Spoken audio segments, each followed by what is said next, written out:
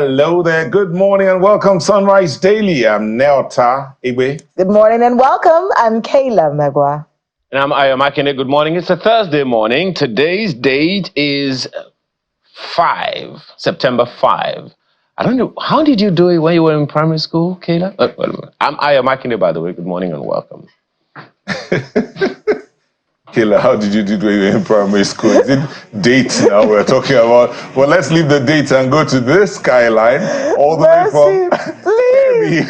I can't be in the middle of this war. This is not my war. All right, let's go on to Kebbi, burning Kebbi to be precise. And this road is a significant one in the sense that, just hold on right there. This road links different parts of Kebbi. Yes, that's the Haliru Audu Road, significant. Located in Burning Kebbi, the state capital, a major route that connects various parts of the city and is essential for local transportation. It's one of the longest roads in Burning Kebbi. Yes, I know because I stayed there for a short while. Yeah, National Youth Service. Oh. Beautiful, beautiful city, Burning Kebbi. But how do you call it? Is it the arid region or the Sahel region? Dry but beautiful. And the people of Kebbi, Burning Kebbi, very friendly people. I mean, okay, Kayla, I'm not sure you know this, but I used to make clothes, and I still do sometimes. I don't even. Today is such a significant day. So while I was in Kebbi, in the life of Sunrise Daily, because we just found out that Neota used to make clothes. Hold on. This is one of the roads I used to apply from where I was serving. You used to apply this road? Yes. Was it always this good? Yes. The roads in Kebbi, at least in Burning Kebbi, were good. Not about double lanes, good roads, clean. So from the military base, from the army base, all the way to the market and all of that, it's one of the major roads you apply when you enter Burning Kebbi. Fantastic. I mean, Kebbi State keeps trying to develop. You understand? You know, those regions have a lot of land, so they keep trying to develop it. And this road is one of those moves to keep developing Kebbi State. And it's in the northwest, which is in the news right now because there's a lot of insecurity going on. In fact, our service chiefs and ministers of defense have relocated to Sokoto, which is not too far from Kebbi. Yeah. But it's in the northwest. Worrisome how, this banditry has become something so common in this region of the country, but something that everyone is praying we get a final solution to. We're talking yesterday to our guests and asking, moving the troops there and moving our bosses of the military there, what kind of significance will that have on the war against banditry? Well, he didn't seem very optimistic, but the military personnel actually believe that having them there will boost morale and help them to actually do more in the war against insurgency and banditry. So good morning, Kebbi, and we hope that you're safe today. And for the whole of the northwest of Nigeria, we hope that they get a solution quickly. Before Ayo comes in here, there's something that happened about that time. There were quite a number of roundabouts on that road. And the governor at that time, I think Adamwa Alero, gave out, what did he give out now? He gave out limousines to the emirs in Kebbi State. So you find out that because the roads were good roads but not too wide, so the limousines will come to a roundabout and they'll be going back and forth until they're able. Because it's narrow to circle the thing. Good roads but not too wide. So I hope the road's been expanded now though. So they'll go that way until they finally get to do that turn and carry on with their journey. Ayo. Well, at least thank God, Kayla. Now we know that one of the names we can call Neota, safely call Neota, should be Suradi Taylor, but maybe in some other time, not today. One thing that is good, actually, by the way, that we can say about Kebbi is that it's an agricultural community. And the distance between the farm and the city or urban Nigeria is good roads. I mean, sorghum, groundnut, millet, onion, and rice crops are predominant in Kebbi State, along with fishing and other things. So good roads will definitely reduce the cost when it gets to the market. So good one. And incidentally, we also understand that the government of Kebbi State just last year awarded contracts for rehabilitation of some roads. And as you said, that possibly connects this Haliru-Audu Road in Kebbi State. So a good one there. And good things never end, do they? Business Morning this morning, by the way, will be going in the direction of the petrol price hike and commodities. Whether the commodities are such as are produced in Kebbi or not, find out during Business Morning on Sunrise Daily this morning. In the meantime, guys, a good time for us to take a look at what the papers are saying today.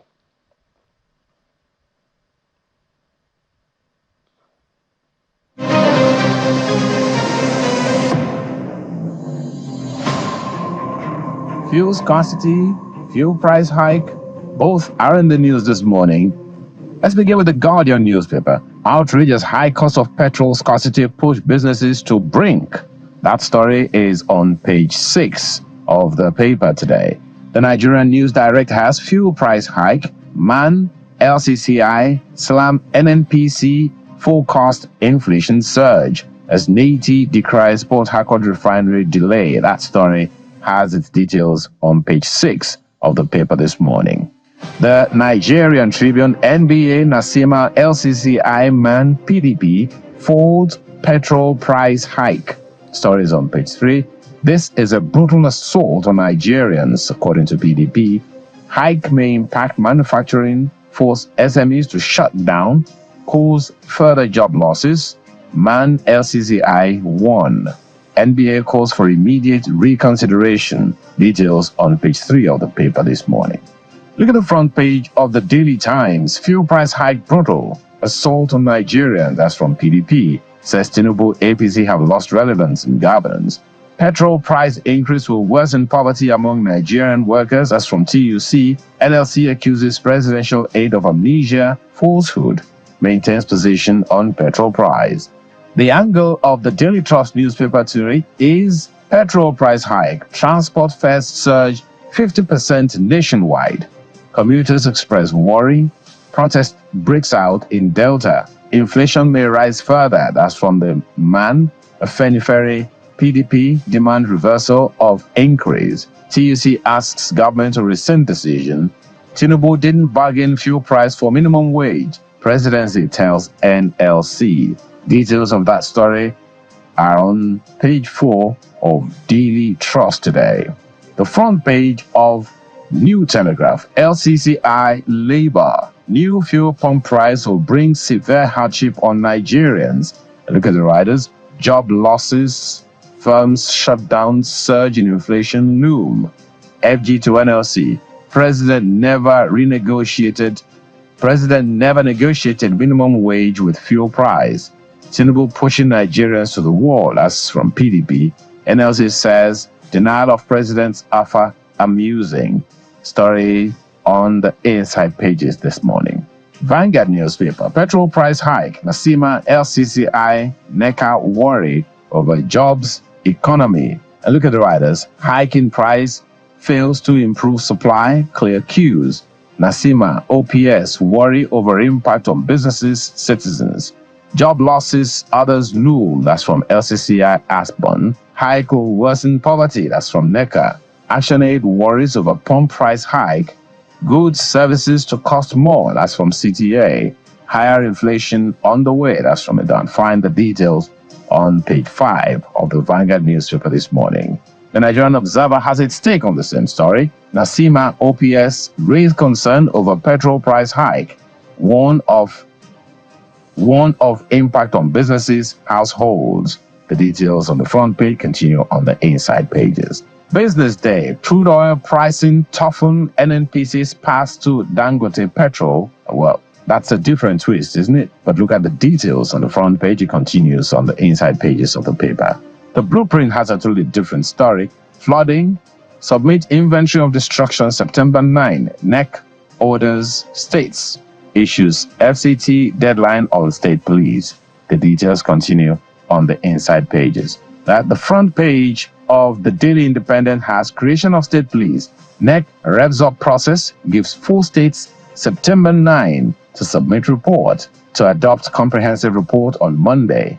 FD releases $3 billion to states affected by flooding. Bill Gates to inject $2.8 billion in Nigeria's healthcare, agri sectors.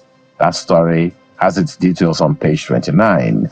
And at the bottom of the page is the petrol pump price story. And these are some of the papers we have for you this morning.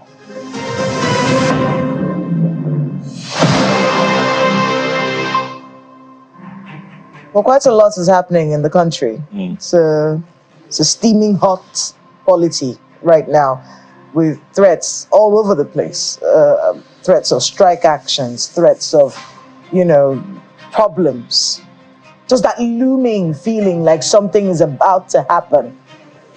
And it's one that I think the government needs to really come into before it boils over, because we tend to be reactive as a government in this country. We notice that they react more to situations as opposed to preparing for them. A hike in the price of fuel that has increased transportation by over 50% is one that could boil over. What are you doing right now to get people to calm down, or to even understand what's going on? It's a precarious situation. I'm going to take it really from the Daily Trust, because it's on every newspaper, Daily Trust newspaper, and we are going to talk about it in the second part of our program today.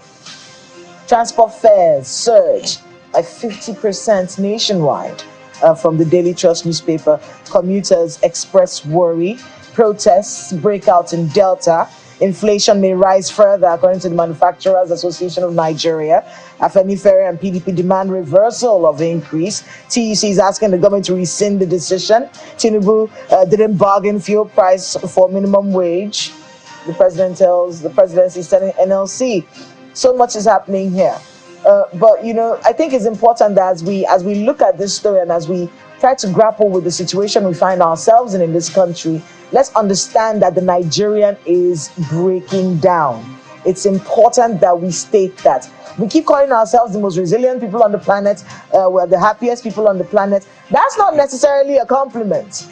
It's not. We hear it. It's not a compliment. The fact that you're able to withstand so much pressure, that's not a good thing. You shouldn't be withstanding any kind of pressure. You should be able to live your life, do well for your children, and live normally. But to be put under so much pressure, what happens with very strong people is that when they do break, it's usually not funny at all. So I think it's something that we have to start looking at as a government. Okay, so what do we do about it? Everyone is going to suffer for this. When the fuel price was $6.17, we all had to find out how to survive. But now at $8.79, I think, $8.75, thereabouts, with rumors that it might even get higher. We have to understand now that minimum wage increase, that minimum wage now is for buying fuel. So we have to start thinking, and I'm talking to the government right now, you have to start thinking about how to get the Nigerian better.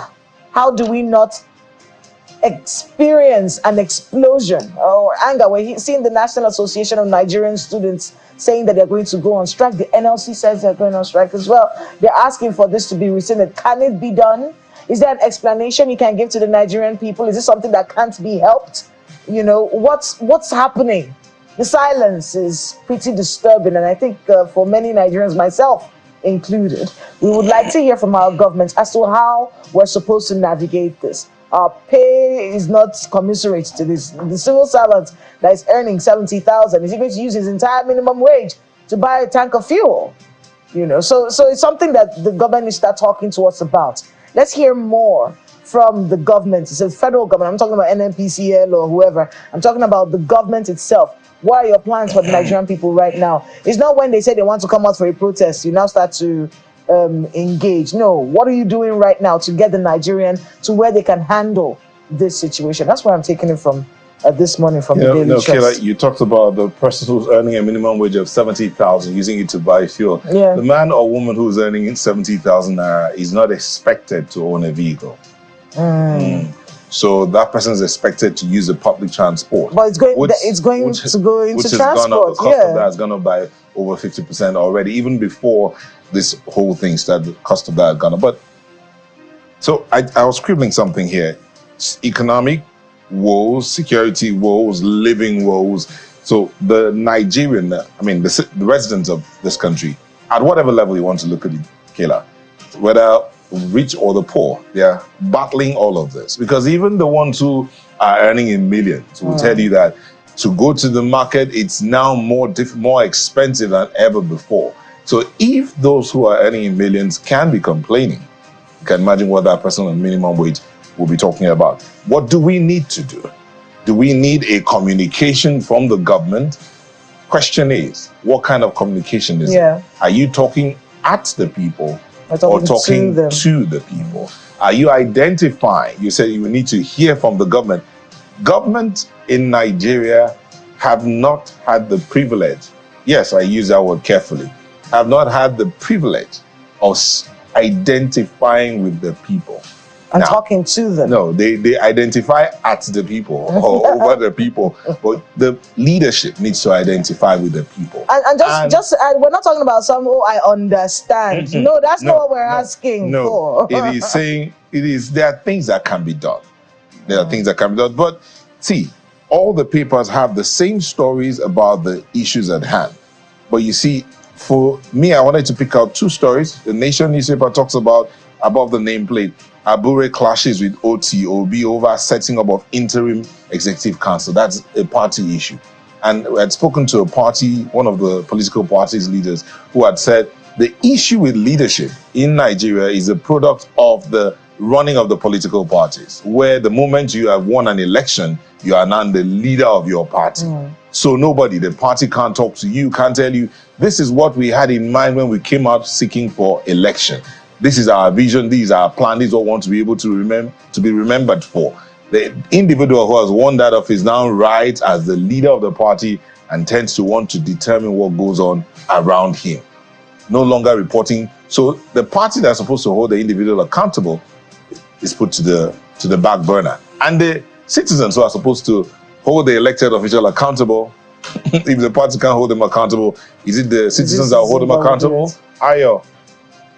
Well, it's a lot of things to grapple with, and to imagine the things that Nigerians, many people in various parts of the country are going through right now. I can't even imagine it. Remember when that information broke about the NNPC stations selling at an increased rate? Different cities had different prices, and guess what? Lagos, I understand, was even the cheapest at 868 naira to a liter. Now that is something, to chew on. But another thing that is already making the rounds is the issue of state police. We understand that, by the way, we'll come back to the state police. We understand that the National Economic Council held a meeting and discussed for many hours, and that it was only 4 states that were unable to submit their own kind of report on the decision, their own report on state police, which is delaying the decision of the National Economic Council on moving forward with the issue of state police. What those issues are, I guess we'll have to wait to see. So, one of the governors who spoke on behalf of the others, was speaking to that, and was saying, look, at the end of the day, it is going to depend solely, largely, and a lot on what those 4 states do before they can really take a decision. And that's a very, very instructive thing to really talk about. So state police is an issue. Security continues to be an issue. There were killings in Yobe and Kaduna, and of course, as Kila mentioned the other time, we'll be talking about that this morning. So will state police heal, forestall, end that kind of thing happening in the various parts of Nigeria? I guess time is going to tell. Meanwhile, that's just an update on how far conversations around the state police issue is. So, guys, that's my take this morning. And your take is as good as ours. But that's our look at some of the dailies today. We'll take a moment, and when we return, we'll delve into the conversation for today, resolving the security challenge around the country. Just stay with us.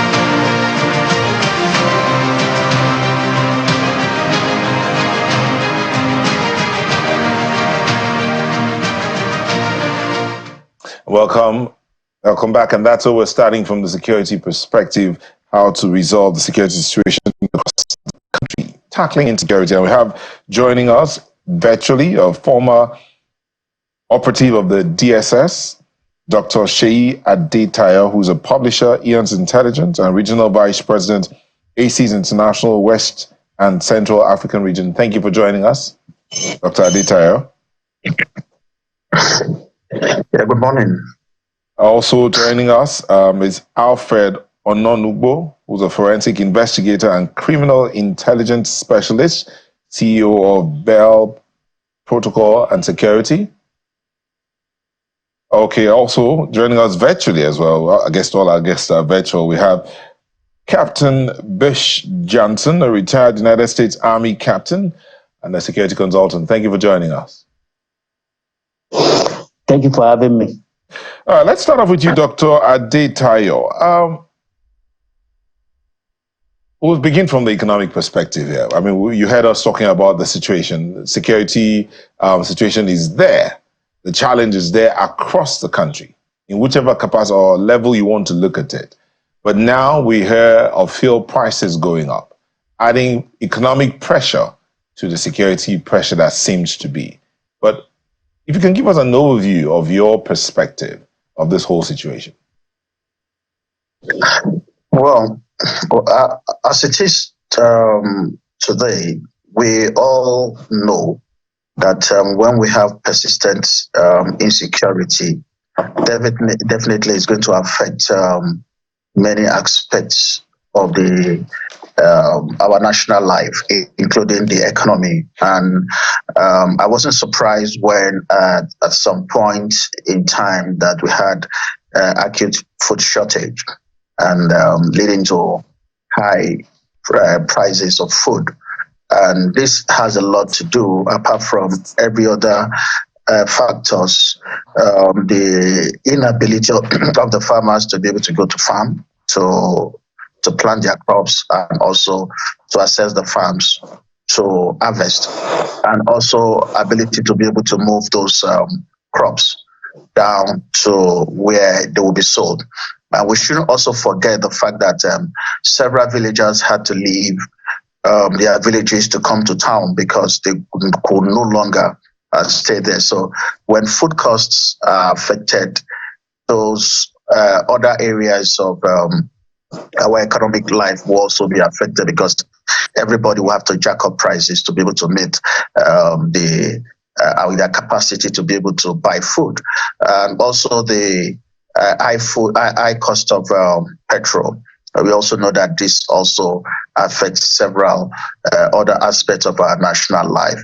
But by and large, I strongly believe that if we're able to address the area of insecurity and food insecurity is properly, addressed, and there is food sufficiency, quality food available to Nigerians, the amount of pressure on the people will be reduced. If you look at Abraham Maslow's hierarchy of need, physiological need for safety, people's ability to also be able to take care of basic needs like food is number one. Once those ones are addressed, that's when they now begin to start thinking of other things. But shelter, where they are going to stay, where they are going to live, if people are running away because of insecurity, is a major issue, and that defeats that layers of hierarchy of needs. If people are afraid, fear, they cannot survive. They cannot even have good access to good food.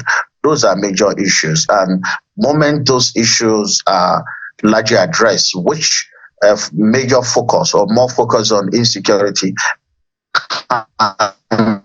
help us to greatly tackle that, then I believe that the pressure will actually go down, and government will also be settled and be able to divert money currently being put on defense and security into other aspects of our national life, and things will start getting better. I mean, I want you to be able to speak with Captain Johnson, because, you know, with the situation we have, especially in the north, I want you to be able to get your thoughts, Captain Johnson, on what's going on. Yesterday, like we said earlier, we heard that our security chiefs and Minister of State for Defense have moved really to Sokoto, which is in the northwest. And of course, everyone is talking about the banditry and the situation going on there. Is this a strategic move? Is this the way to go? Because we have had in the past where, at the time it was Borno, all the service chiefs were asked to move to Borno. Did it help? Did it solve the problem? With this move, what kind of outcome, from a security person's perspective, what kind of outcome do you think we're going to have as a result of this move? Okay. Once again, good morning and thank you for having me. Well, we've been on air. I've been on air for over a decade now, discussing the same issue of security and insecurity. And what I have come to realize is that most of the times, when we try to deal with the issue of insecurity, we tend more to address the symptoms instead of the main causes of insecurity. And then most times also, we tend to apply temporary solutions to permanent problems. You see, yes, the presence of service chiefs and ministers and all the rest of them may have just very minute impact, and that is momentary impact in terms of affecting the morale of the fighting troops who are in those areas. But that is not going to give us a permanent solution to this, personal permanent solution to these problems. The permanent solution to insecurity problem we have in Nigeria is fundamental, is foundational.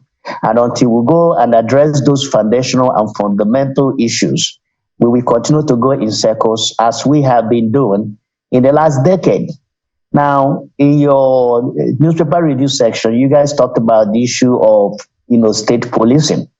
Some of us have been, fierce proponents of having state police in this country because security is a local issue.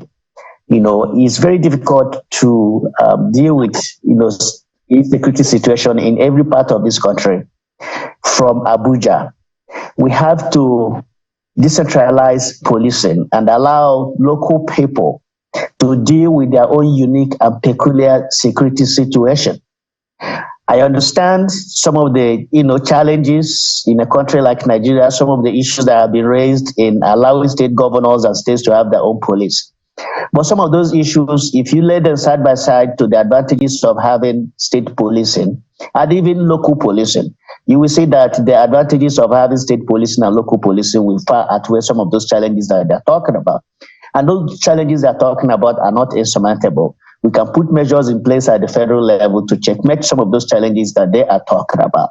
But the truth of the matter is that policing this entire country, this is a very vast country, not just only in terms of population, but as well as in terms of landmass. You have a large portion of our country that is ungoverned. There is no government presence, and there are no security presence. So if something is happening in those areas and the security agencies are alerted, it takes them a while before they get to where these problems are happening.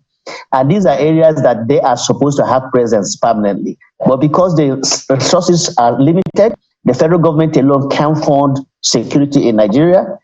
They don't have sufficient manpower, not enough boots on the ground. There are only about 230,000 military personnel in Nigeria. You have about 271,000 police officers.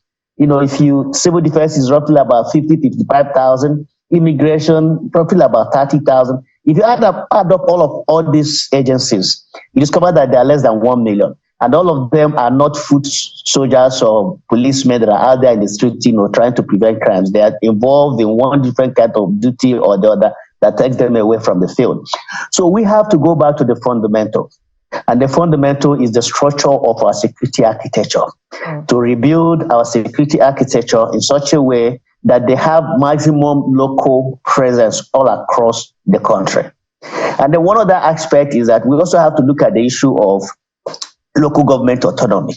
We are happy, with the ruling of the Supreme Court about giving local governments autonomy to be able to manage themselves. Because some of all these things also, these insecurities are always emanating from the rural areas. And the reason why they are emanating from the rural areas is not unconnected to what I have previously said. There is very limited presence of governance at the local area. And coupled with the economic situation that you're talking about, it's going to even get worse as people strive to look for a means of livelihood. They will be resorting to criminal activities to be able to do that. So our federal government, our local government system has to be effective to be able to address the local needs of our people, and also in combining it with our traditional institutions. If you go back to back in the days where insecurity was almost non-existent in Nigeria, all these institutions were working effectively. The local government was working effectively. Our traditional institutions were working effectively. So they were working hand in hand with each other to be able to ensure security and governance at the local areas. So these are some of the things that we have to do. This idea of, service chiefs, going to one place, or the service chiefs are not going to be there forever. These are political appointees that must be close to Abuja to be able to take decisions at Abuja level. What we need is more presence of foot soldiers, the actual people who on a daily basis are responsible for ensuring security of lives and property of Nigerian Let's citizens. move now to Dr. Adetayo. He mentioned something right now, which is, the fact that with as the economy gets tighter, as life gets a bit more difficult, we might see an increase in crime and criminality. Is that something that we should be worried about? And what should the government be doing right now to make sure that that doesn't happen? Is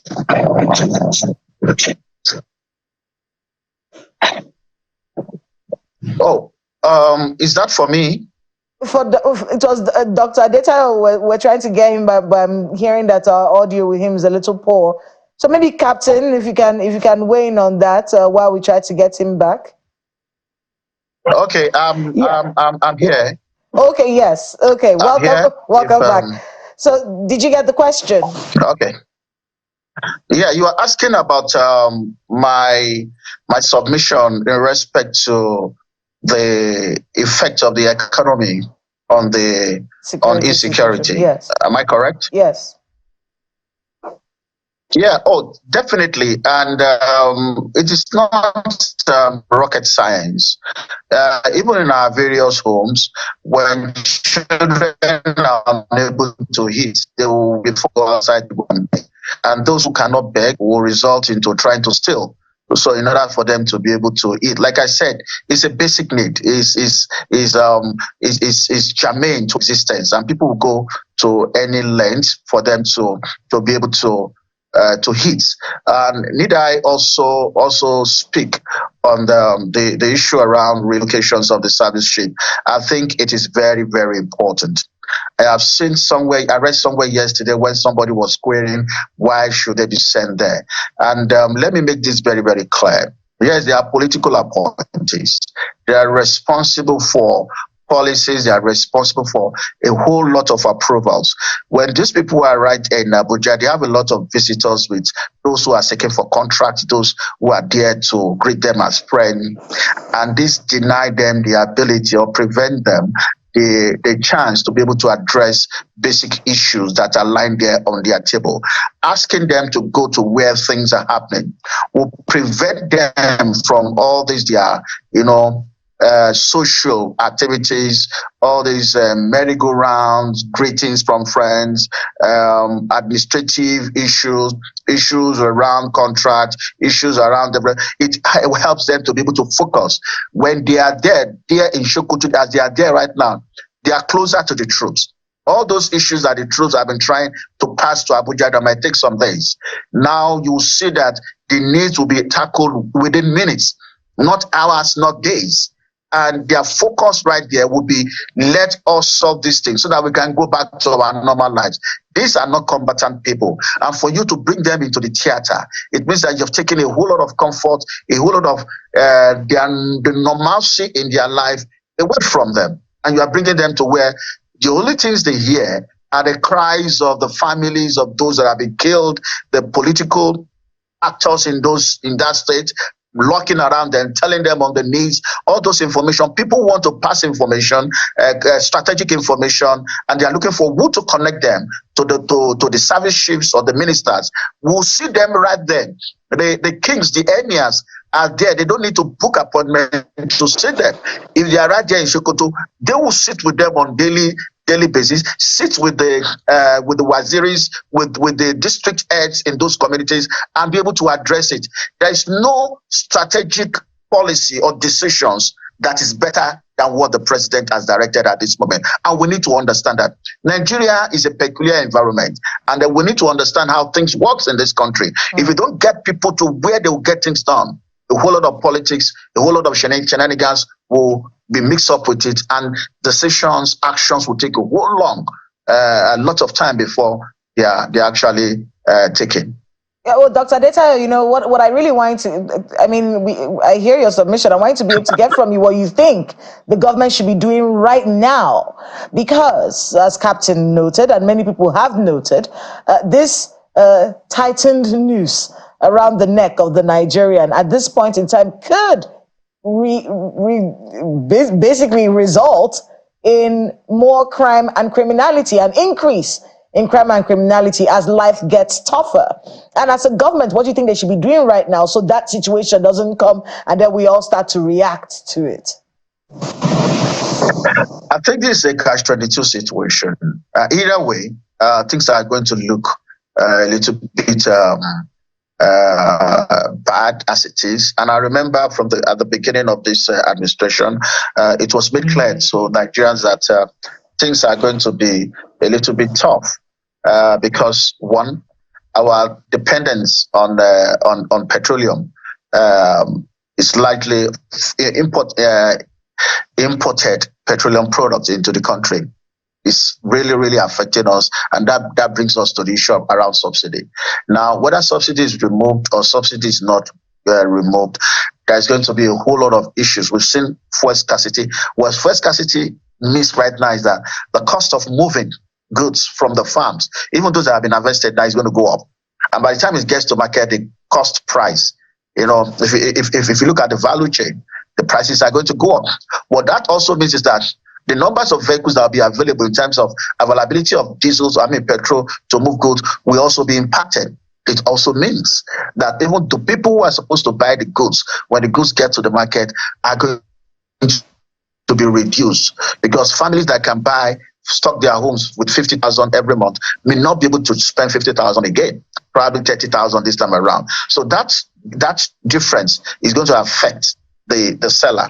Because if the seller is selling about, let's say, 300,000 in a day, maybe you'll be struggling to sell about 200,000 naira. So at the end of the day, you start seeing even goods, foods that are not available start getting perished in the market. And at times, maybe they'll be forced to just throw it away. And that's going to affect the economy. So we need to look at what we are having right now. And I've said this, for quite a number of times, that the situation we're having, there is no shortcuts. There's no quick way of getting out of this. We need to have a long-time plan and also make it known to Nigerians that it's going to take a long time. And I've been, raising issues around how do we communicate our challenges to our people. We've seen the security agencies doing the talking when agencies like Ministry of Information and News Agency of Nigeria supposed to be the one doing this, having these conversations with Nigerians so that we can understand, and they need to also tell us what we need to do.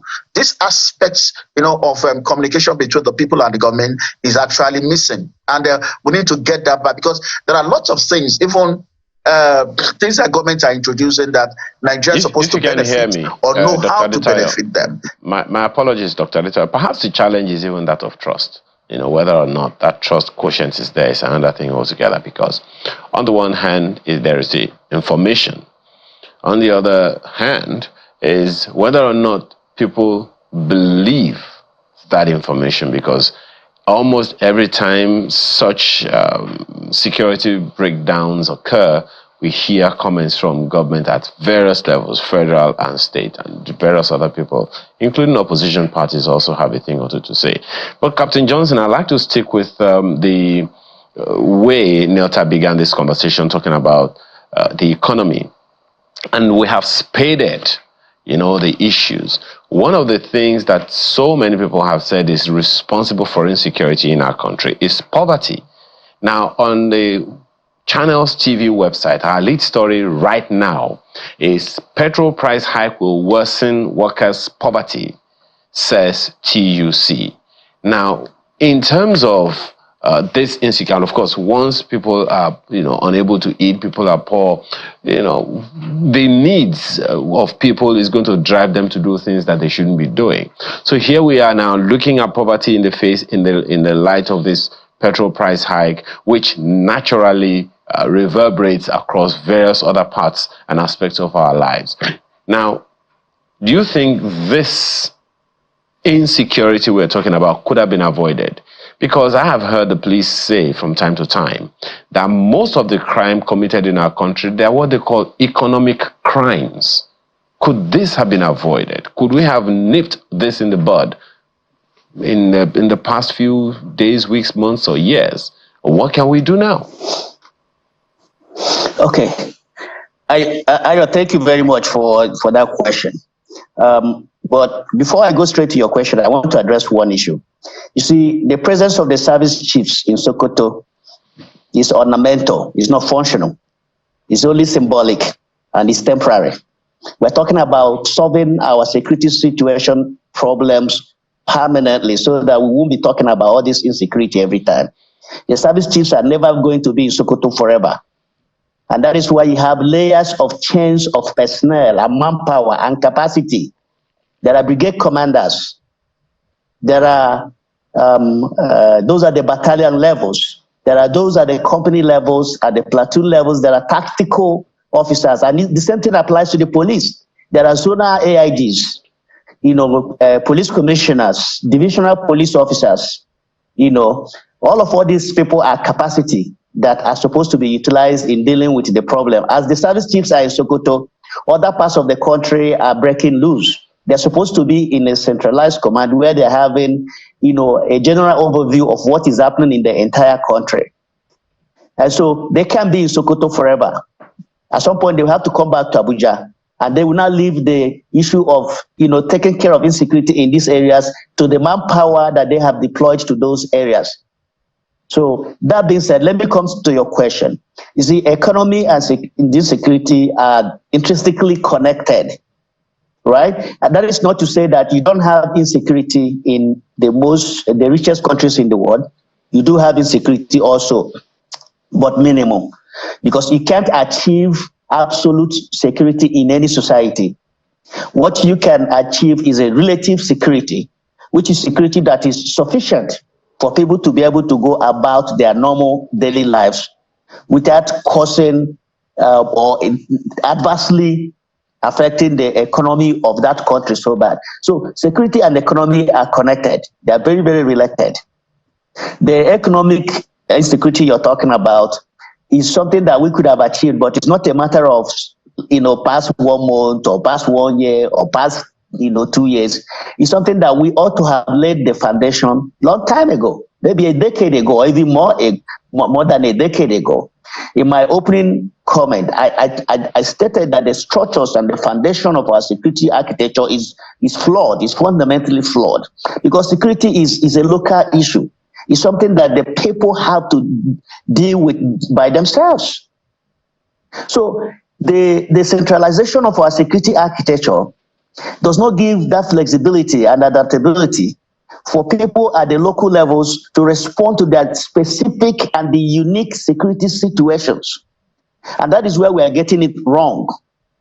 We have to decentralize security in such a way that at the local government level, at community levels, they will be able to deal with their specific security challenge The security challenge that we face in Ohajebema in Imo State is different from the security challenge that is being faced in some other local government area in either Kebbi or Boronu or somewhere in Ekiti or Ondo.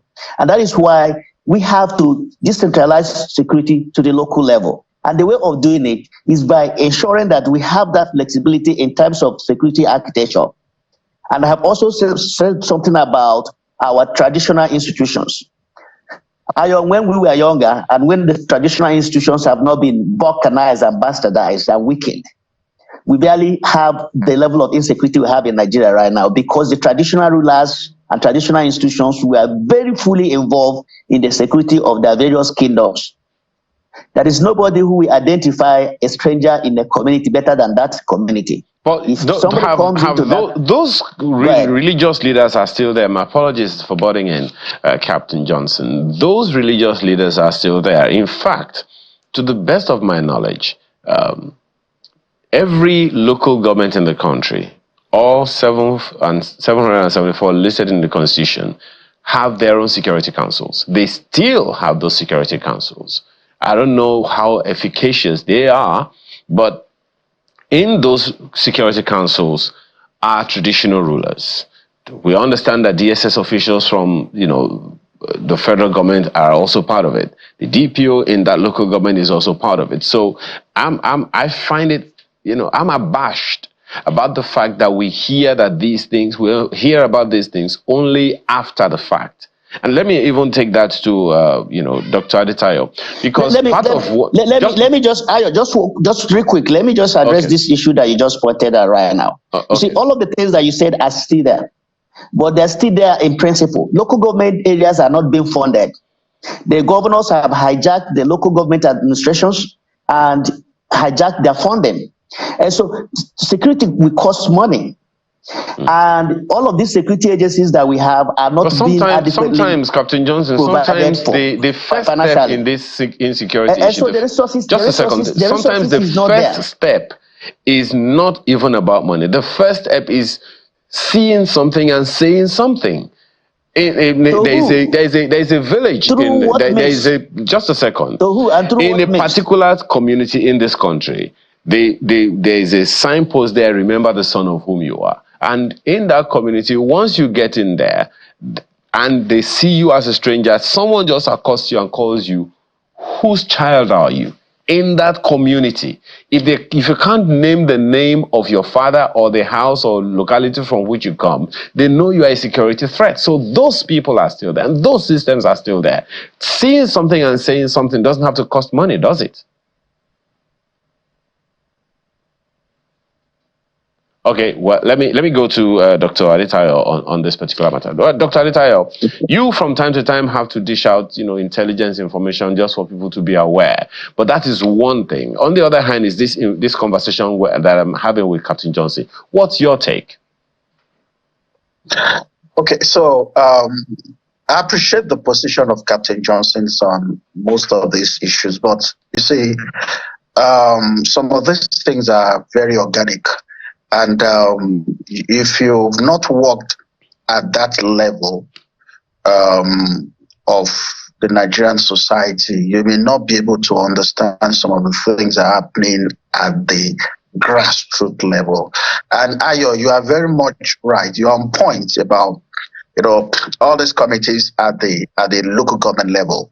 They are there and they are supposed to provide those solutions. And I can remember when I was in charge of a local government in the Southeast, we had similar committee and we discovered that even the people that were supposed to be the one to help solve the security problem there were the ones that were creating the problem. And because the local government chairman, who was an administrator at that time, a civil servant that was appointed by the governor to be in charge of local government, was ready to do her work at that time. And then she called a meeting and said, you know what, we have to address issues where in one community, the community is divided into two, and we are burning, setting ablaze the properties of that same community. And the matter was addressed. The security agents head of the security agency in that local government, the governor had to remove the person, and certain things has to be put in place. And the problem that have been on for 7 years came to an end because somebody was ready to do something at that level. If this can be done in all local governments where we have those that are responsible, all those stakeholders at each of the local government levels, and also the people understand the responsibility of those people, what they should expect from those people to do, they will know who to approach, how to approach them, and when to approach them. The issue of Nigeria here, we seem to always want to blame the federal government or the security agencies at the highest level to be the problem. The Inspector General of Police cannot see from Abuja, and that's why I support the state police, cannot see from Abuja all the things that the DPOs are doing at that level. There are fantastic DPOs that have been doing wonderfully well, and many of them have been, some of them are yet to be recognized for what they're doing, but there are few ones that all it is in their mind is to profit from the problems in that area, and the IG will not know except the mechanism for getting this thing to the right level, are understood by the people. But people are getting wiser every day. And that's why I support the state police, that when we have that structure at that level, escalations will be better. People will even be able to, and that's why I'm concerned about how do we get people enlightened? How do we get people informed? The agencies of government that are responsible, or that should be responsible for that, should be funded. If funding is a problem, let them go. Growing up, we used to see Voice of Nigeria, OB vans moving around, talking to people. We no longer see that. And in these days of social media, I'm expecting that social media is very cheap.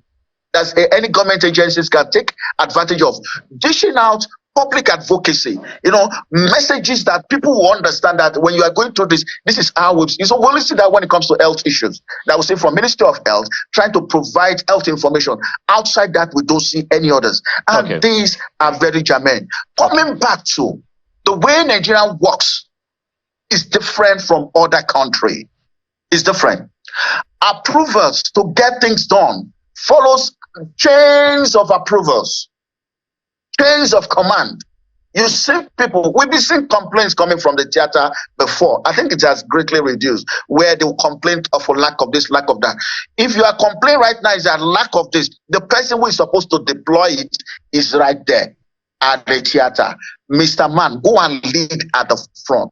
Go and get this thing resolved. If you have not been giving them the right equipment, you yourself, you are now there now. If you feel that you will be safe without the right equipment, then stay there. Nobody will tell that service chief the need for that man to bring in more equipment and to solve it. Yes, it is not meant to resolve the whole problem in Nigeria, but that particular problem in that particular place at that particular point in time should be solved. And they'll come back and solve that problem. Seconds if you can. You and Bish Johnson can weigh in on this in 30 seconds each. Knowing that in the last, all that while we've known that the different state governments provide equipment for the police in their different states, the different police commands in their states, providing vehicles and some kind of support in one way or the other. Now, the National Economic Council yesterday rose from a meeting giving a deadline for a state police report. In 30 seconds, what would you think should be done, and how would that help to end this insecurity challenge across the country? Both of you weigh in on this, because we need to go in 2 minutes. Okay, let me come in here. The issue that you raised, look, I don't know if you are aware that in most of the states, there are no local government structures in place because there are no local government chairmen. They are ruling through sole administrators and all that stuff. You don't have councillors. The reason why Nigeria was structured the way it's structured is so that they can get closer to the people at the lowest level. That's why they have councillors. But when you have a situation where they're using all these sole administrators and stuff like that, and they don't even fund them, you're not going to have those councillors. You're only going to have one person, which is the sole administrator, and that is why it hasn't worked. We've talked about the way Nigeria works. If the way Nigeria works is working well for us, I don't think that we'll be having this discussion. The reason why we're having this discussion is because that the way that Nigeria is working now is not working to the benefit of the Nigerian people, and we're looking for a way to rejig the situation, the system, so that it can work. Okay. If we continue to do the same thing that we have been doing over and over again and expect a different outcome, that is the definition of insanity. All right, thank you, Mr. Why we have to Mr. Johnson. We have to rejig. All right, thank you. Yes. Let's hear from Dr. Adetayo. In 30 seconds, please. Okay, thank you. So before I give my closing remark, I just want to correct the description. I am not the current regional vice president. I am former regional vice president. So that's a current occupant of the position. So you have 20 seconds. So having said that, mine is very simple. It is our responsibility, everyone in Nigeria, to help the government to keep us safe. Whatever we can do, we should not stop doing it. Thank you. Thank you very much. Thank you, gentlemen, for coming in this morning. We had Dr. Sheyi Adetayo, who is a security consultant and a former regional vice president of ISIS. Thank you for joining us. Also here we had Captain Bish Johnson, retired Captain U.S. Army. Both of them joined us virtually. Thank you, gentlemen. Adeneto, I would like to engage Sheyi pretty much more on this conversation outside the network. Both of you will communicate with yourselves there. Thank you once again. But at this point in time, we'll just dash into the Business Morning studios on Sunrise Daily. Meeting with Ini John Mekwa in the Business Morning studios now.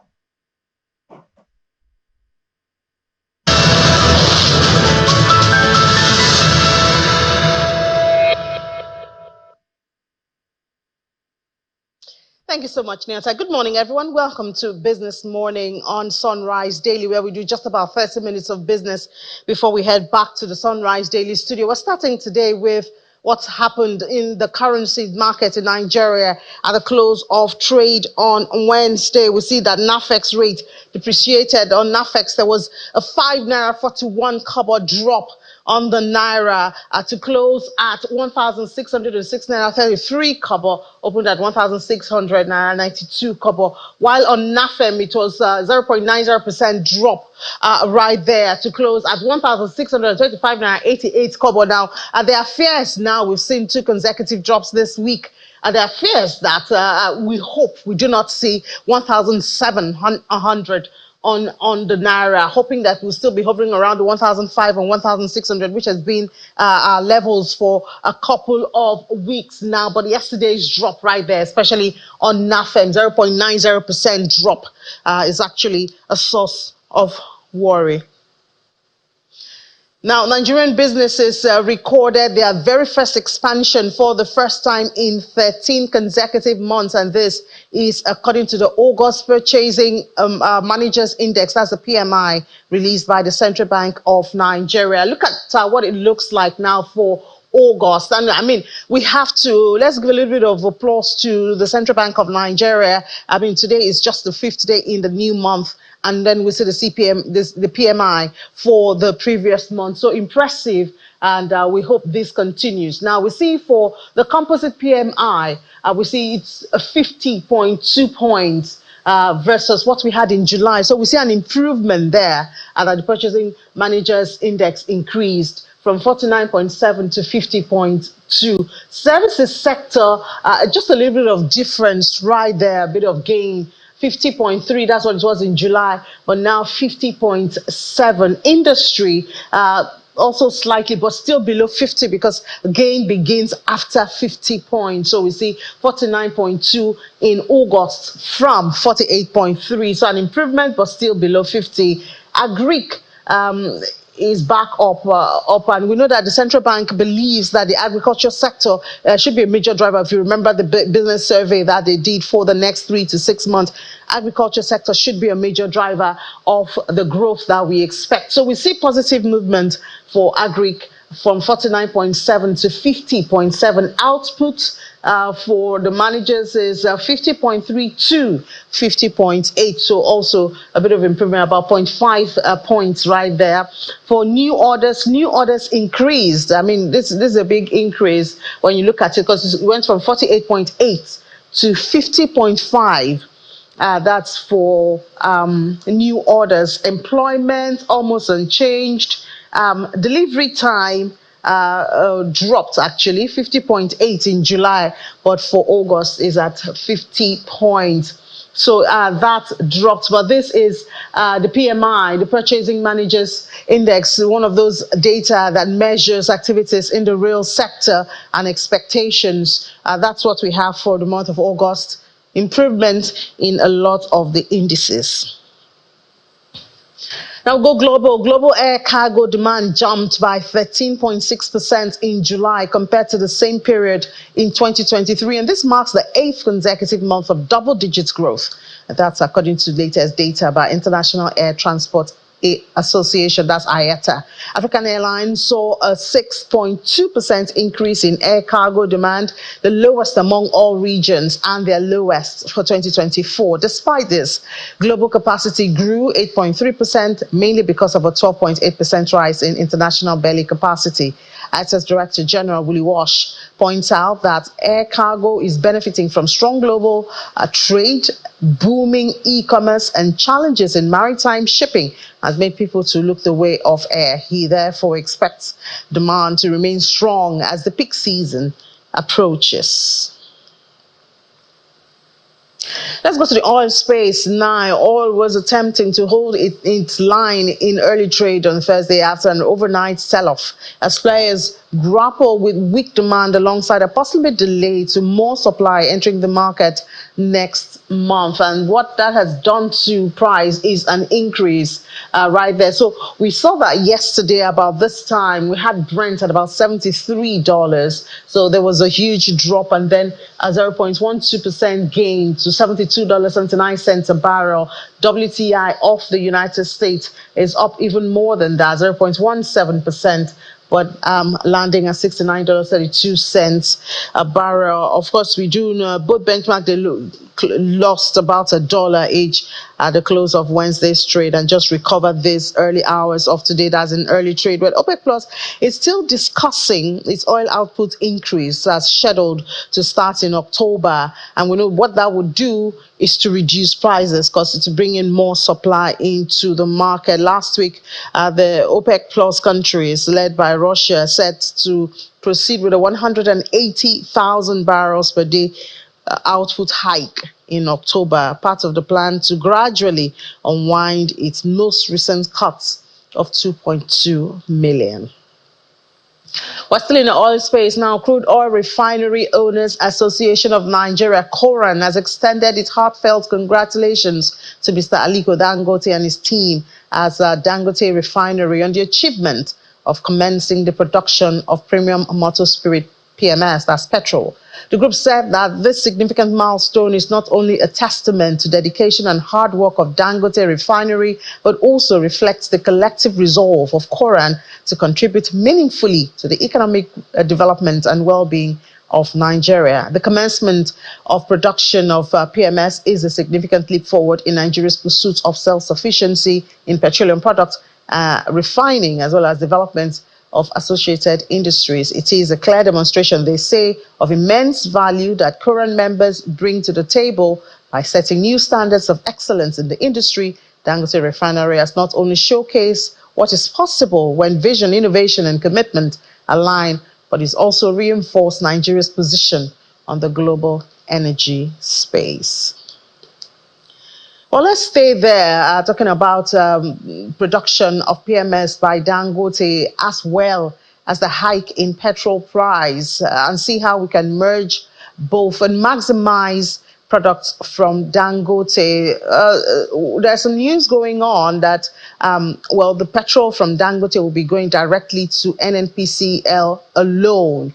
While we have heard that, and we did hear the president of Dangote Group saying that they are waiting NNPCL. This is 48 hours since we had that big celebration and petrol production started in Dangote. So circulation is supposed to start today. But do note that Mr. Dangote had said that Dangote awaits NNPCL and the Federal Executive Council for the price and for supply and circulation to NNPCL. So that gives the impression perhaps that it is going to be directly from Dangote Petrol, the refinery, to NNPCL. But let's delve into this and see perhaps there are ways we could maximize this celebration we've been celebrating Dangote refinery. We're going to do this with the managing director of GACMOC Nigeria Limited, Engineer Alex Nain, joins us virtually from Delta State. Engineer Nain, good morning and thank you for your time. Good morning. Thank you. Good morning, viewers. Yeah. So I guess it's time for us to go past the celebration and look at how to maximize the production of petrol from Dangote. The president of the industry had told us that circulation will start in 48 hours, and that was about 2 days ago. So this is about 48 hours. How can we maximize this with the news that perhaps Dangote refinery is going to be supplying petrol to just NNPCL? How do we make the most of this good news that has started in the country? Well, as far as I'm concerned, I think we are in a yo-yo situation. Yo-yo situation in the sense that we cannot be running democracy and at the same time trying to maintain a government monopoly. It is wrong for NNPC to say they will be the sole people as middlemen to supply the marketers. I think that is an aberration for normal democracy and normal market system. But we don't know what arrangement they had, but that arrangement is not proper. Internationally, the market forces drive the price. And that's why I say Nigerian economics is different from most places. If the law of supply and demand has to work, it's not going to be here, because when the demand is high, they do hoarding, and with hoarding, they can just manipulate prices. Let the government be open and be democratic and maintain the normal market forces. So how do you suggest, Dangote, Dr. Dangote Nain, is an independent company. Dr. Nain, Let them sell their product to anybody. Throw it open. Okay. That's the only way you can get the price regulated. Why do you have NNPC as a check valve to get their own cut before they give to the people? I can't understand what's going on. All right, we are in 2024, for God's sake. All right, Let Engineer Nain, if you can hear me. And do things properly. If you can hear me, Engineer Nain, I would like for you to paint a picture of the value chain which you think would be optimal, you know, in using or circulating this Dangote petrol into what value chain? Because I mean, do you think that the trucks, or is it the depot owners, go to Dangote? Which one do you see as the most effective? The most effective way to do it is open market system. There should be no monopoly. Dangote is buying the crude from Nigerian government with Naira, yes.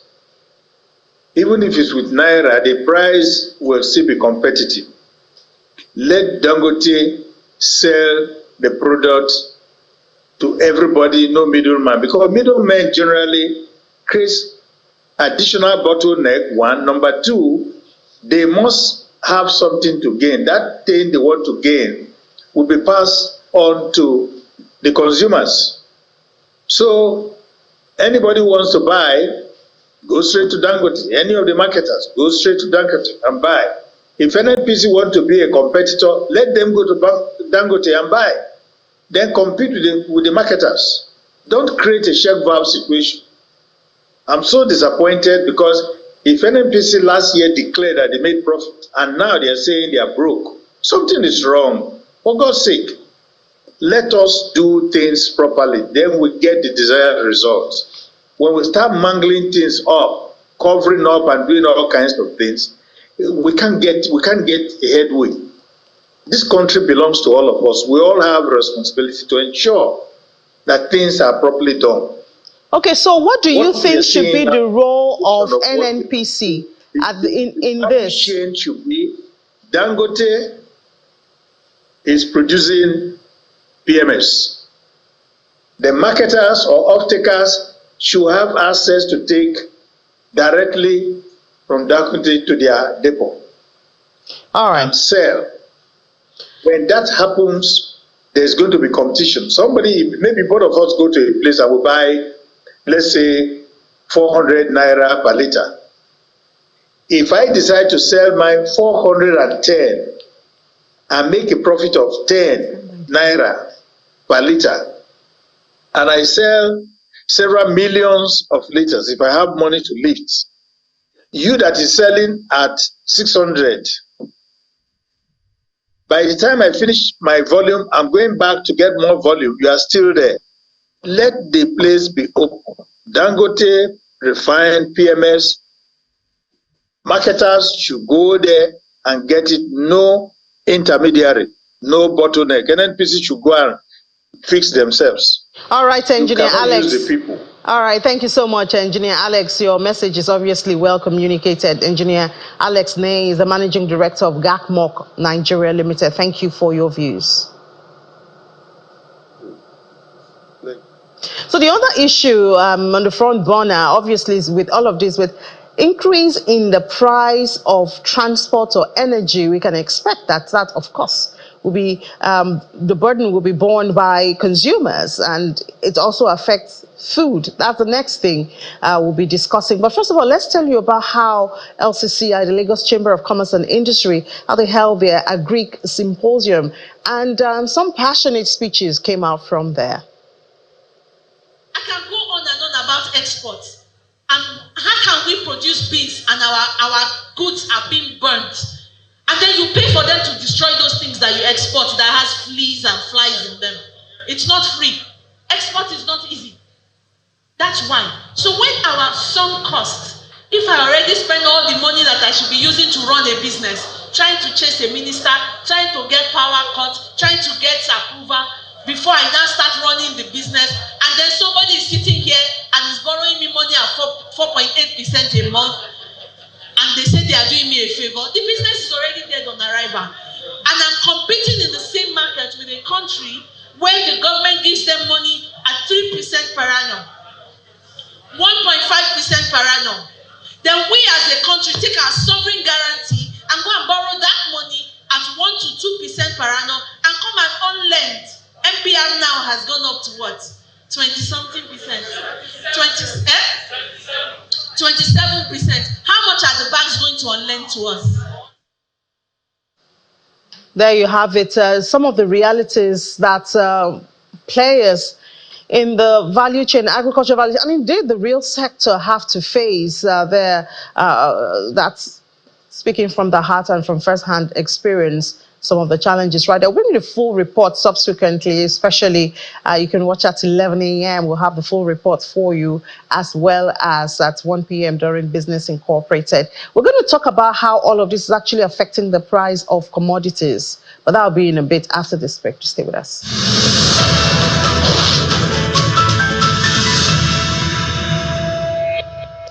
Welcome back to Watching Business Morning on Sunrise Daily. And yes, we're talking about the new petrol price, pump price that you would have experienced, how that's going to affect commodities. It's Commodities Day today, Thursday, and we're having that conversation with Dumebi Oluwole, senior analyst with financial derivatives. Hi, Dumebi. Hi, Amy. Good morning. Good morning. So we have new prices. Obviously, by now, transportation has already changed. Yes. And perhaps you had old stock, food stock in your house, so you're still enjoying. But trust me, by this weekend, you want to go to the market, you're going to feel the new prices. Yes. And I don't think it's something that we're going to smile. And unfortunately, it's at the period when we thought it's harvest time, so we can at least maximize the drop in prices.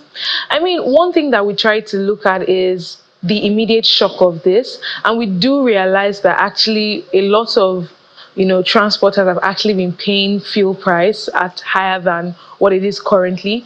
So to an extent, the immediate shock on commodity prices or the broader market might not be as significant, because people have already been experiencing this shock at least for the last week or two. But clearly, as we go on into the year, we'll definitely see that pass-through effect of higher petrol prices on food prices, when we're now looking at food coming in from northern states into other states like Lagos. And the borders are still open. Exactly. Till December. Yes. So, and then you also, so primarily what we're saying is right now, we might not see that huge shock in commodity price across the market, simply because markets have already been paying this high petrol price, and that's already been factored into their commodity prices, the pricing. So, but then going forward into the year, we do expect that, we will begin to, on new stock coming into the market, we'll definitely see that, have an impact. But then again, we're also looking at the other segment of, the import waiver that's already been instated, the border has been reopened, also kind of like the impact of the harvest season, which will definitely have that impact of petrol prices. But we do expect that the import waiver we expect the impact of the import waiver to somewhat offset the high logistics cost on commodity price, at least for the time being. Yeah, well, I don't know about that, maybe, Yes. because we do know that there's something we notice, and I think that's one of the reasons why FCCPC, the Federal Competition, Yes. they're talking about, Yes. consumers being, exploited, Yes. because I mean, you can just be here, perhaps Yes. you want to take a cab or something, and the price is changing right before yes, you. Yes, I We've seen that. definitely So I don't agree know with about that. the delayed.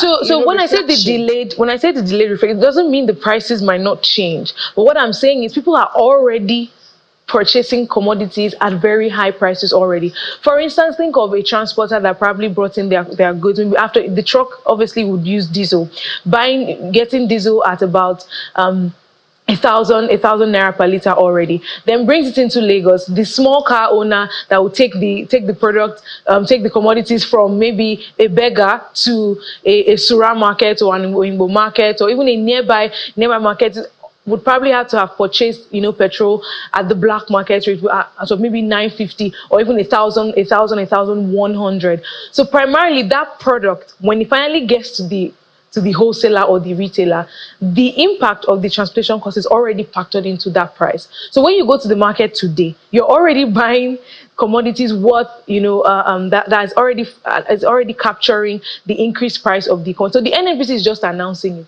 Really, people have been purchasing commodities and petrol prices at these high prices, right? So what this now means is commodity prices are definitely going to remain high, right? And it's really not going to change. But what we're saying is going into the last quarter of the year, we do expect that the import waiver, the harvest season to an extent, where I would obviously have some positive impact. It might not cushion everything completely. Prices will still be high, but at least to an extent, first of all, there will be supply to an extent. We might not see like ridiculous increase in commodity prices. And by ridiculous, I mean you might not see a bag of rice jumping from like 85,000 to 110,000. That's what I mean by ridiculous. Okay, so we saw a reduction in inflation. Yes. Last month. Yes. So we're expecting for the month of July now. Yeah, for the month of August. Yes. Beg your pardon. Now, but all of this happened in August, so we should expect another tapering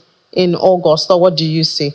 So, two things. The first one is the decline in prices in July in inflation was primarily driven by base effect. So if you look at the month-on-month numbers, you see that there was a significant increase in the month-on-month inflation numbers for July 2023. So coming into July 2024, the shock that happened in July 2023 was no longer present, and so it just obviously tapered off, and that's why we saw that decline in inflation. But when you look at the core inflation rate, that's the underlying inflation rate, you see that inflation also increased.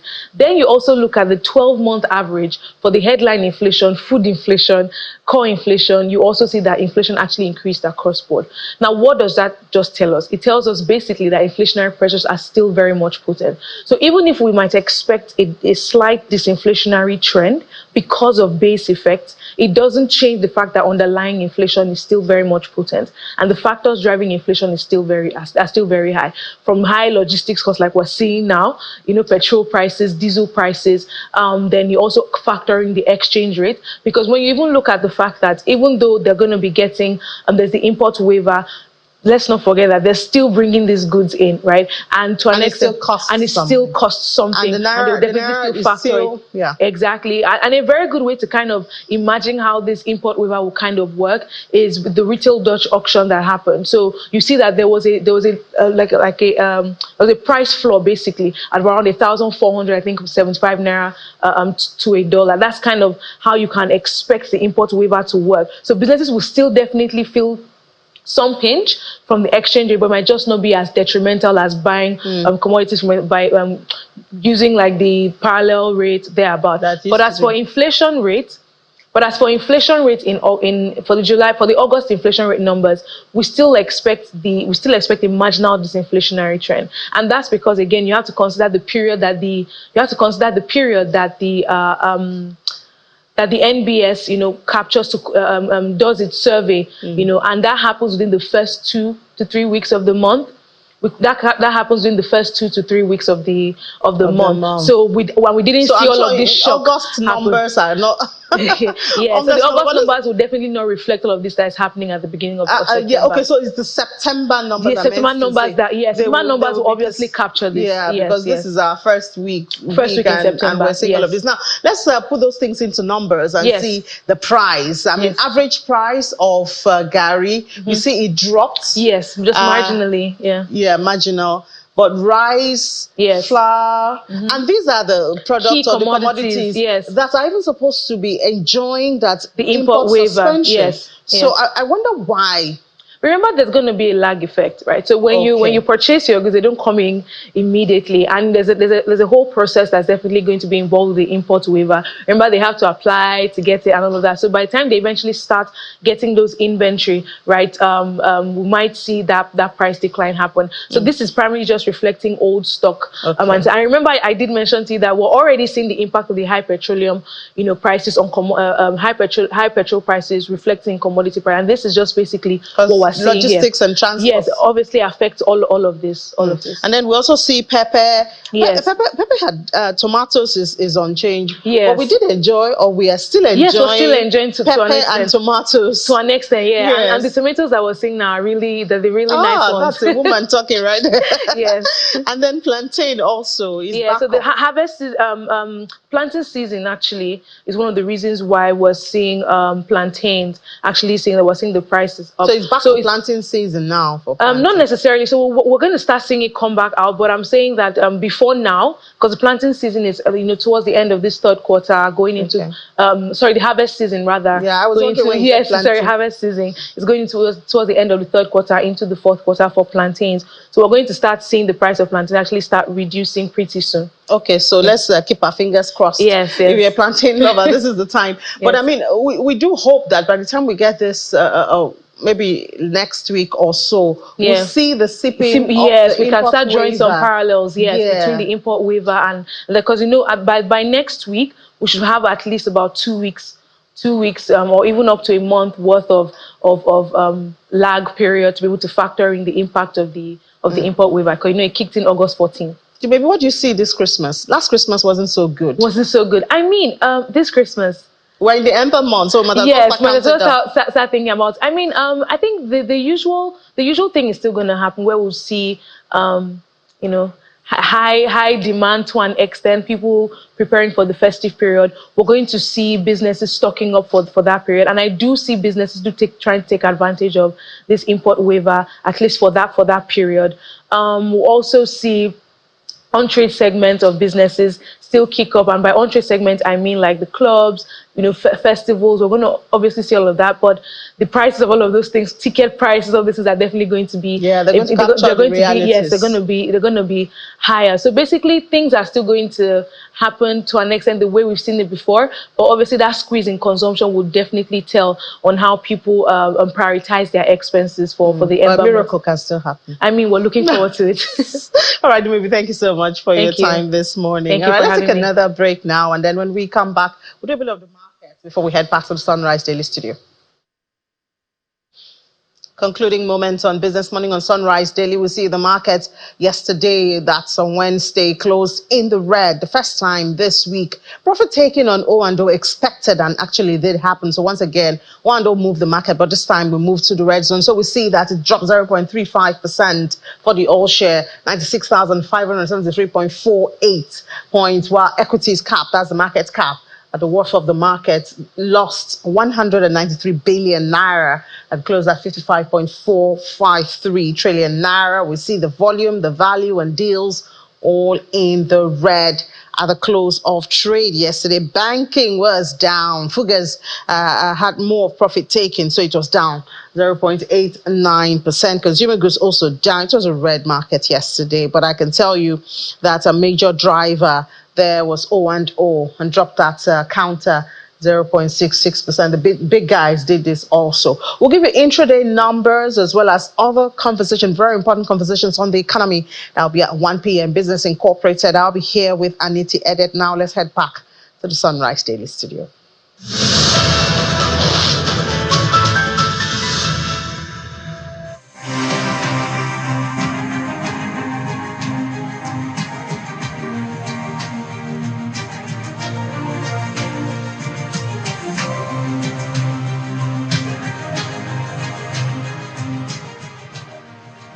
10 persons accused of being masterminds of the nationwide End Bad Governance protest are in court for their arraignment. The protesters are accused of criminal conspiracy with the intent to destabilize Nigeria, inciting mutiny and treason, among others. One after the other, they take their plea and all plead not guilty. The prosecutor applies for the defendants to be remanded in a correctional facility. However, lawyers to the defendants requested for their clients to be remanded in police custody. The lawyers equally applied for bail for their clients as they claim that they have been in police custody for several weeks. Counsel to the Nigeria Police Force objected to the bail requests on the grounds of the gravity of offences allegedly committed by the defendants. There were crises across the country, and you agree with me that properties were destroyed, some burnt, and people were also killed, and that is why these defendants were arrested and they are being prosecuted. It's not an issue of protest, it's an issue of inciting mutiny. Lawyers to the defendants fault the charges against their clients. The learned senior advocate for the prosecution, where he had already passed sentence and ruling on some of the defendants. And this is wrong. This is media trial, and this is media publicity. It is quite unfortunate that the government that has benefited more than any other in the history of Nigeria from protest and dissent has the balls to arraign Nigerians for peacefully protesting and demand for social justice. It is trite that protest is a right, and protest can never be criminalized by anybody or any government in Nigeria. The presiding judge, after listening to arguments for and against the bail application, ordered the defendants to be remanded in a correctional facility in Kuje and Suleja until the 11th of September, when he is expected to rule on the bail application and commence trial. Welcome back, and that's where we're going to now. The governance situation in the country. Yes, our protest was there, End Bad Governance. That was a couple of weeks ago. But then this one that happened yesterday, or yesterday, right? The prices of pump prices of fuel going up, and the rollout of PMS from Dangote refinery. All of this we have to look into. We have Silaulu Akonde, former presidential aide, here with us in the studio. Thank you for joining us. Thank you for having me. Good morning. Good morning. Normally we say Sunday medicine. Your own is Thursday medicine. But Laulu, this so we had that pump price going up, right? And a few hours before then, we had the minister's aide put out a statement that the minister did not direct the NNPC Limited to increase its pump price because they are independent of the ministry. But suddenly, we now see fuel stations changing their prices, and the regulator comes up with different price ranges across the country. But in the face of that, we still have the economic hardship, the effects of the fuel subsidy removal. Right. Where are we going from here? Well, it's a very bad situation for Nigerians, and I dare say it's even touchy for government. Also. Really? Oh yes, of course. It doesn't look that way. And the point is that, you can't deny the truth. You can't deny a fact. The fact of the matter is that the times are very hard. The policies, which many people we concede has to be taken, are really causing a lot of hardship. So both the people and the government, everybody is touchy right now. And I think that the lesson that we might get away from this is the fact that when we leave, and this is over the years, when we leave what we ought to do undone, it ends up this way. And the sad thing is that it's the Nigerian people that are always at the wrong end of the stick. Because if you look at what had happened with this subsidy, look, it's been a while that we've been on this subsidy thing. We got to remove subsidy, caused by a lot of inefficiencies and a lot of corruption. But we've not had a consistent and a comprehensive review and addressing of the problems. So over the years, one government will try and pass it on, and I find it quite I find it quite distressing that even though we've had presidents being the Minister of Petroleum Resources, and that has not made any significant improvement. We had Obasanjo, he was the minister. Effectively, we had I think President Buhari and then President Tinubu. They had the ministers for petroleum resources. And so how better can the problem be dealt with if the presidents themselves cannot sort it out? And like I said, it's the Nigerian people that have to suffer for this. Why? Just so the Nigerian people can understand, why does because he is correct. This is the third president who's Minister of Petroleum. In fact, many people are saying right now that he should resign from being the Minister of Petroleum, because based on the indices of many people, he has failed to deliver as minister, even though he's also president. So he should resign his position as Minister of Petroleum. But why do they take up that responsibility, if I may ask? Well, because there is now. Look, there are two critical institutions that will determine whether the Nigerian economy rises or falls more than any other one. It's the CBN and it's an NPC. So and there's a lot of corruption in NNPC and the oil and gas sector. And it's not about personalities. It's just a system. And so the assumption is that, okay, if the president himself sits on top of this thing, he will have a stronger grip of what it is, Does he? Yeah, they, over the years, have they had a better grip? Have they been better at running this business? That's the point. Have they? Yeah, look at how long it took for us to have the PIA, started during Obasanjo's time, if I'm right, or later, starting this, the idea started at that point, rose up during Yaradua, Jonathan. We couldn't have it until, Buhari signed. But then, are we actually even following the act in toto? Yeah, so there are a lot of inefficiencies, there are a lot of corruption. We have not had, let's just put it very bluntly, we have not had the kind of courageous leadership that can terminate this problem. And the bad thing is that the people are the ones that are suffering. What is the problem? Corruption. I mean, it's very simple. It's as simple as that. It's corruption. What type of corruption is this that cannot be handled by a president? Well, in my view, we've not had a president that is courageous enough to go after the people and the system that is perpetrating the corruption. It's a very simple thing. When you say a president that's courageous enough, the president is, yes, the buck stops at his table. Right. But he has lieutenants. So when they find the situation, if you want to look at it based on what was, right. I mean, from the EFCC at the time when the now NSA was the head of the EFCC, talked about every politician, so to speak, being exposed to corruption already, or more or less corrupt, allegedly corrupt. Right. If we want to look at it from that angle, then everybody should be out of office and in jail. Well, can we do that? Everybody is not corrupt. I said based on what the EFCC report was at that time. Well, even then, if you remember very correctly, my brother, in I think in 2006, 2007, Nuhu Ribadu was the chairman of EFCC, and he said that there were 5 governors who were not, even at that time, there were 5 governors who were not being investigated.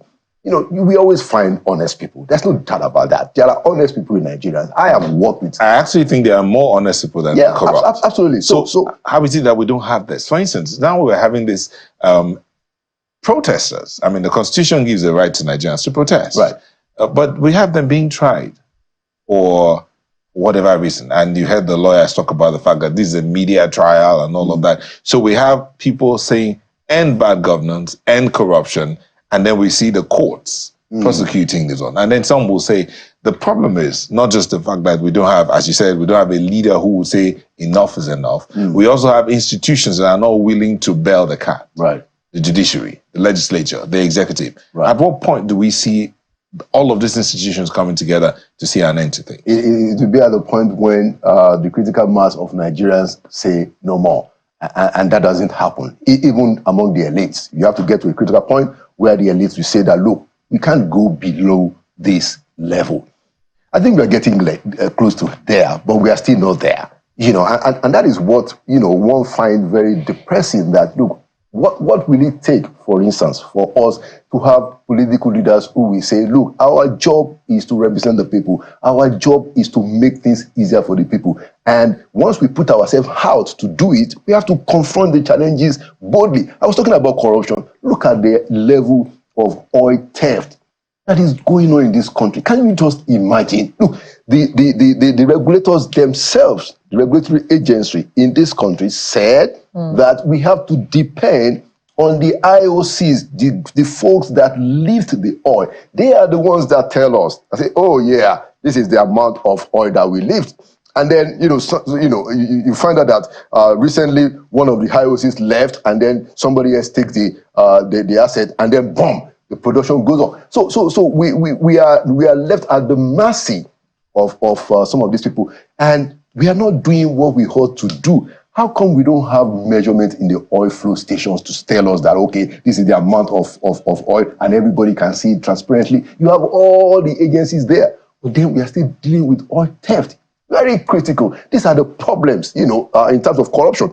But when you look at the issue of the subsidy, I think that we have to find a way to do some kind of subsidy. I mean, look. In the oil sector? Yeah. I mean, for fuel particularly. Look, the president, Bola Ahmed Tinubu, we must give him the credit that he has the courage to say, look, let's end the state. But he didn't do it properly. He didn't plan properly for it. And then 2 months, subsidy was back. The reason why the subsidy was back was that even himself, he couldn't tolerate the fact that the prices are going to go up the roof. So they had to bring... The prices still went up the roof. Exactly, eventually. Yeah, but even now... We do have to get in Ayo because we are running out of time. Ayo has a few questions for you. Well, thank you, Kayla. What's interesting, Mr. Akonde, is that, everyone who is aware of what's been happening, reckon that, look, even the previous administration under which you had the privilege of serving with, already made it clear. I remember December 2022 or thereabout. I remember the minister of the Republic then, I think Mr. Fashola, was saying that, look, subsidy has already been removed as of December 2022, and that it will terminate finally in June of 2023 after the government of the day at the time left office. So the president here, there are those who have continued to refer to that look, the president only just came to announce what that government had already decided. But, you may want to speak to that. Well, one comment that I would just want you to speak to is how we can, if there is a way to decentralize all of these issues that we're having. We have 36 state governors. Each one of them has commissioners. And it would seem like they only have the paraphernalia of office, they have the positions, and that's it. No one seems to be feeling them at the various states. So is there a role for governors at the different states to help to ameliorate the effects of these pains on the people in their states? I mean, speaking from your vantage position as a former presidential aide, is there a role for them? I mean, thank you, Ayo, for that question. The truth of the matter is that some of the things that we can get done pretty quickly, in my view, is to have the governors play a little bit more role, or put better, take a bit more responsibility for what is happening in their states. So a situation where even some of the state governments, if you look at their comments, in all of this issue, they try to deflect everything to the federal government. Yes, the federal government is in charge of monetary policy. Federal government is the one that owns NNPC and all of that, so they have a role to play and all of that. But I believe that the state governors, because of the quantum of resources that is available to them, should also be able to deal and manage some of the things that create hardship. For instance, the issues of agriculture. There is nothing at all in the Constitution that debars or constrains a governor to take care of agriculture in a state the way he finds fit or likes. To solve the problem. There are all kinds of things that governors can do to ameliorate. I mean, look at the question of moving the produce from the farm to the market. These markets, these farms are in states. Now, a lot of the inflation that you have for food prices happen because of the cost of transportation. And we know where the farms are. What stops state governments from ensuring that the transportation of the produce in those farms to the markets are sorted out? It's not even a big deal. But when you have governors who are more interested in other things, this is what you have. And, you don't say all the governors, but many of them. Mr. Laura Konde, we would like to thank you so much. We do hope that government and leadership at all levels, as someone said, when the local government is sorted, all of this, Italian actually started this thing. When the local government is sorted, everything will be sorted out. So hopefully, let's hope that this will be sorted out. But thank you so much for coming in. Mr. Laura Konde is a former presidential aide who joined us here in our studios. But before we go, we have, yesterday, Ayo said you should hold me to that promise that we're going to look at your feedback. So we have a few feedbacks that we're going to read here, and then we'll go real quick. So let me start off with this one. Festus Akimbo, we're talking about the hike in pump price. Again, said, recent hike in pump price of petrol will add to millions of already unhappy people in our country. The commercial and social cost of this soaring price of petrol would be enormous, as it will hurt millions of households who are already squeezed in living standards and businesses. Our current high inflation rate may reach the level we have not seen in over 64 years of independence. Federal government and NLC must work together to roll out mass high-capacity transit buses as done during Obasanjo's administration. Adekoyejo Fetuga says, why not wait for Dangote to begin to push up PMS from his refinery before coming up with this new price increase? With Dangote refinery, we will eliminate, 1, the need for FX, as marketers will purchase in Naira, and 2, shipping cost of PMS from outside the country. Now, we also have this one here from Jesus for the Streets. He says, Buhari removed subsidy. President Tinubu merely announced it, something past presidents are afraid of. Life is lived out on the wire. The rest is just waiting. It's time Nigerians start appreciating President Bola Ahmed Tinubu. He says, best president ever, for his audacity and boldness to take on this situation. I think he's trying to say from there. Are we taking another one? Yeah, Ayo. Says, I must commend you for the good work you're doing to get all informed about issues in Nigeria and beyond. I'm from Benue State, from Sankera Axis, and particularly from Ukum LGA. The level of insecurity here is never reported, or at best, underreported. Sankera, and indeed Ukum LGA, is the food basket of Benue State, where we even have the international yam market. The problem here is that our local militia collude with the Fulani herdsmen and unleash terror on the villagers who are mostly farmers. This is a very serious one, guys. What do you think? Yeah, well, Professor Inakina is talking about the same thing. Professor Imonoka Inakina says, it can't get worse than this. Nigeria is at war with outlaws, more so renegades of Boko Haram and ISWAP fighters. Nigeria's government should approach the US, UK, and EU for military assistance, and before this becomes a full-blown conflict that's capable of triggering the people's rebellion against this government. That's from Professor Inakina. Oh, well, we did take your feedback there, and we thank you so much for sending in your comments. We appreciate them. This is where we have to say thank you again for letting us be a part of your morning. Have yourself a beautiful rest of the day, and know this, or remember that you have a role to play in all of this, in your own little way, where you are. Do your bit, and then we can hold the others accountable. I'm Neota Igbe. Thank you all so much for being with us this morning. And of course, Laoli Akande, host of Inside Sources. So we know there's a new episode coming up real, so we're looking forward to that one. Stay with us here on Channels Television. I'm Kayla Magwa. Congratulations, Kayla, for enduring the lyricist sitting right next to you. See you tomorrow. I'm Ayo Makinde.